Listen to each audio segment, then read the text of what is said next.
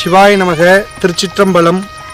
தென்னாடுடைய சிவனே போற்றி, எந்நாட்டவர்க்கும் இறைவா போற்றி.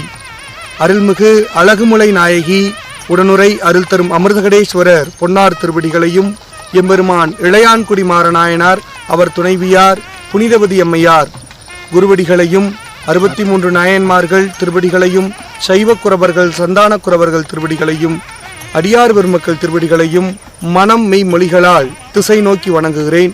சிவாய நமக. திருச்சிற்றம்பலம். அடியார்களே, ஆன்மீக அன்பர்களே, நமது சிவாலயம் குறித்த தகவல்களிலே இப்போ நம்ம ஆலயமானது எப்படிலாம் எழுந்தருளாகி கொண்டிருக்கின்றது, அந்த சிவாலய பணிக்கு எப்படிலாம் நம்ம முயற்சித்தோம் அப்படிங்கிற செய்திகளெல்லாம் பார்த்தோம். இன்னைக்கு காணொலியில் என்ன பார்க்க போகிறோம் அப்படின்னா, ஒவ்வொரு சிவாலயத்துக்கும் ஒரு தனிப்பட்ட மகத்துவமானது இருக்கும். பெரியவங்க சொல்லுவாங்க, இந்த சிவாலயத்துக்கு போயிட்டு பண்ணால் சீக்கிரம் கல்யாணம் நடந்துடும், இந்த சிவாலயத்துக்கு போனால் சீக்கிரம் குழந்தை பாக்கியம் கிடச்சிரும், இங்கே போனால் ராகு கேது தோஷம்லாம் நீங்கிரும் அப்படின்ட்டு ஒவ்வொரு சிவாலயங்களுக்கும் ஒவ்வொரு விதமான ஒரு தனிப்பட்ட மகத்துவமானது இருக்கும். அதுபோல் இந்த திண்டுக்கல் மாவட்டம் ரெட்டியார் சித்திரம் ஒன்றியம் கெமனம்பட்டி கிராமத்தில் எழுந்தருளாகி கொண்டிருக்கின்றத இந்த அருள்மிகு அழகுமுலை நாயகி உடனுரை அமிர்தகடேஸ்வரர் திரு ஆலயத்தில் என்ன ஒரு மகத்துவம் அப்படின்னா, இந்த ஆலயத்துக்கு வந்தவங்களுக்கு எந்தெந்தும் உணவு பஞ்சம் அப்படிங்கிறதே இருக்காது. ஏன்னா எங்களுடைய நோக்கம் சாமி திருவருளால் சுவாமியோட நோக்கம் என்ன அப்படின்னா, இங்கே வரக்கூடிய எல்லா அடியார்களும் ஆன்மீக அன்பர்களும் பசி அப்படிங்கிற ஒரு பிணி இல்லாமல் வாழணும் அப்படிங்கிறதான் சுவாமியோட நோக்கம். இங்கே எழுந்தருளாகி கொண்டிருக்கின்ற அமிர்தகடேஸ்வரருடைய நோக்கம். ஏன்னா முதல்ல சுவாமியோடைய திரு ஆலயமெல்லாம் நாங்கள் எழுப்புறதுக்கு முன்னாடி, இந்த சிவப்பணிக்குள்ளே வர்றதுக்கு முன்னாடி, அடியேனுக்கும் அடியேனை சார்ந்த அடியாருக்கும் ஒரு பெரிய ஒரு மகிழ்ச்சியை தரக்கூடியவராக இருந்தவர் யார் அப்படின்னா, இளையான்குடி மாறநாயனார். அந்த நாயன்மாரை பற்றி பள்ளி புத்தகங்களில் படித்து அது மூலிமா வந்த ஆர்வத்தினால அவர் குறித்த செய்திகள் எல்லாம் பெரிய புராணத்திலிருந்து தெரிந்து கொண்டு, இந்த மாதிரியும் ஒரு மனிதர் வாழ்ந்திருப்பாரா அப்படின்னு தெரிஞ்சுக்கிட்டு, இளையான்குடி மாறநாயனாராட்ட நம்ம இல்லைன்னா கூட அவரோட்ட ஒரு 1% நம்ம இருக்கணும் அப்படின்ட்டு அன்னதானம் அப்படிங்கிற ஒரு சேவையை நாங்கள் செய்ய ஆரம்பித்தோம் ஆலய திருப்பணி செய்கிறதுக்கு முன்னாடி. அப்போ இந்த ஆலய திருப்பணி செய்யும் போது நாங்கள் எல்லாரும் சேர்த்து முடிவெடுத்தது ஒன்று தான், நம்ம ஆலயத்தில் என்னதான் விதவிதமாக வழிபாடுகளும் அலங்காரங்களும் விழாக்களும் நடக்கவில்லை என்றாலும் கூட அன்னதானம் என்பது எப்பொழுதுமே நடக்கணும், 24 மணி நேரமும் நடக்கணும்.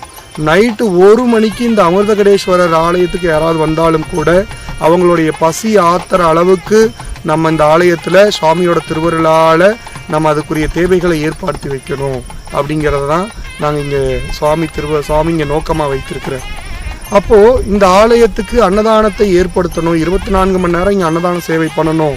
இதோடைய முதல் கட்டம் என்ன பண்ணுறது அப்படின்னு நாங்கள்லாம் யோசிக்கும் போது தான், சரி பிரதோஷ பூஜை நம்ம மாதம் பண்ணிக்கிட்டே இருக்கோம், அந்த பிரதோஷ பூஜை அன்னைக்கு முதல் அன்னதானத்தை ஏற்படுத்துவோம், அப்படியே ஒவ்வொன்றா நம்ம அன்னதானத்தை கொண்டு வந்துடலாம் அப்படின்ட்டு முதல்ல அடியார்கள் எல்லாம் சேர்ந்து பிரதோஷ பூஜையில் அன்னதானத்தை ஏற்பாடு பண்ண சுவாமி திருவருளால் இந்த முதல் அன்னதானமானது ஒரு 20-30 அடியார்கள் வந்து சாப்பிட்டு போனாங்க. அப்புறம் இந்த ஒரு 2 மாதங்கள் கழித்து அந்த 30 பேர் வந்த அடியார்கள் ஒரு 50 பேராக வந்தாங்க. இன்னும் ஒரு 3 மாதங்கள் கழித்து அந்த 50 100 ஆனது. அப்போ இப்படியே போகும்போது இது அன்னதானம் நடத்துறது கூட ஒரு பெரிய பொருளாதார தட்டுப்பாடு ஏற்பட்டது. இருந்தாலும் நம்ம எவ்வளோ கஷ்டப்பட்டாலும் கூட, நம்ம உணவுக்கே கஷ்டப்பட்டாலும் கூட இந்த அன்னதானத்தை நம்ம நிப்பாட்டவே கூடாது, எப்படியாவது நடத்தியே ஆகணும் அப்படின்ட்டு இந்த 100 பேருக்கு நடந்த அன்னதானம் கிட்டத்தட்ட இப்போ ஒரு 300 பேர் சாப்பிட்ற அளவுக்கு இன்றளவும் பிரதோஷ பூஜையில் நிற்காமல் இந்த அன்னதான சேவையானது சுவாமியோட திருவருளால் எம்பெருமான் இளையான்குடி மாறநாயனாரோட குருவருளால் நடந்துட்டுருக்கு. இதுதான் இந்த ஆலயத்தோட நோக்கம். இந்த அன்னதானமானது என்றென்றும் 30 நாட்களும் 24 மணி நேரமும் நடக்கணும் அப்படிங்கிறதான் சுவாமியோட ஆசை, அடியார்களுடைய ஆசையும் கூட. அப்போது ஒரு ஆலயத்தில் அன்னதானம் அப்படிங்கிறது எவ்வளோ பெரிய முக்கியம் அப்படின்னா, ஒரு அடியார்களோ ஆன்மீக அன்பர்களோ ஒரு ஆலயத்துக்கு போகிறாங்க, அங்கே அதை என்னதான் கண்ணுக்கு குளிர்ச்சியாக சுவாமியோட அபிஷேகம் எல்லாம் பார்த்தாலும், சுவாமியோட அலங்காரத்தையும் அற்புதங்களையெல்லாம் பார்த்தாலும் கூட அவங்களுடைய வகுத்த பசியாத்த கொஞ்சம் உணவு கொடுத்து அவங்களுடைய பசியாத்திரம் அவங்களுக்கு ரொம்ப ஒரு மகிழ்ச்சி ஏற்படுத்தும். ஒரு மனிதன் கோவப்படுறான், அவன் தன்னிலை மறந்து ரொம்ப அதிக கோப நிலைக்கு போகிறான், என்ன பண்ணுறதுன்னு தெரியாமல் திகைக்கிறான் அப்படின்னா அதுக்கெல்லாம் காரணம் அவனுடைய பசி தான். பசி என்ன வேணாலும் செய்யும், ஒரு மனிதன் எப்படி வேணாலும் மாற்றும். அந்த பசியை போக்குறது தான் இந்த ஆலயத்தோட நோக்கம். இந்த நோக்கமானது இன்றளவும் சுவாமியோட திருவருளால், இளையான்குடி மாரநாயனார் குருவருளால் நல்லபடியாக நடக்குது. இந்த அன்னதானமானது 30 நாட்களும் நிகழ்த்தணும் அப்படின்னா சாமியோட திருவருள் இருந்தால் மட்டும் பத்தாது, குருநாதருடைய குருவருள் இருந்தால் மட்டும் பத்தாது, அடியார்களுடைய ஒத்துழைப்பு அப்படிங்கிறது ரொம்ப ரொம்ப முக்கியம். இந்த அடியார்கள் ஒத்துழைப்பு பண்ணுறது கூட சாமியோட குருவருளும் மாரநாயனாரோட குருவருளும் இருந்தால்தான் பண்ண முடியும்.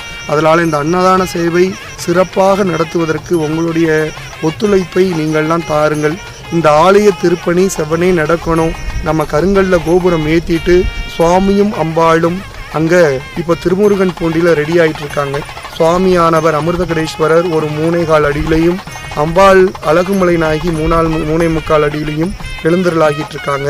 இவங்க அந்த கருங்கல் கருவறையில் அமரணும், ஒரு கம்பீரமாக அமரணும் அப்படின்னா உங்களுடைய ஒத்துழைப்பெல்லாம் தேவை. அதே மாதிரி நம்ம திருவண்ணாமலையில் கொண்டு வந்த சுவாமி அம்பாளும் அந்த மரத்துக்கடையில் பிரதிஷ்டை பண்ணியிருக்கோம்.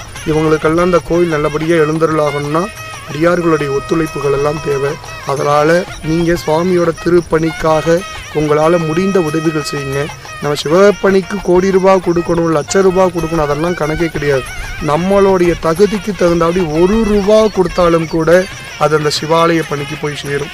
நம்ம அந்த 1 ரூபா மனமகிழ்வோடு நீங்கள் கொடுத்தீங்கன்னா காலமெல்லாம் அந்த கோயில் இருக்கிற வரைக்கும் அந்த 1 ரூபா நீங்கள் கொடுத்த 1 ரூபா அந்த கோயிலில் சுவாமியோட ஆலயமாக எழுந்திருக்கும். அதனால் உங்களால் முடிந்த சிவ பணிகளை அந்த ஆலயத்துக்கு செய்து உதவி பண்ணுங்கள். இன்னும் அடுத்தடுத்து சுவாமி குறித்த செய்திகள் எல்லாம் நம்ம பகிர்ந்துக்கலாம். அதனால் இந்தளவும் சுவாமி சிவாலய திருப்பணி செவனே நடந்து கொண்டிருக்கிறது. இனியும் செவனே நடக்க உங்களால் முடிந்த உதவிகளை பண்ணுங்க அப்படின்னு கேட்டுக்கிறேன். சிவாய நமக. திருச்சிற்றம்பலம்.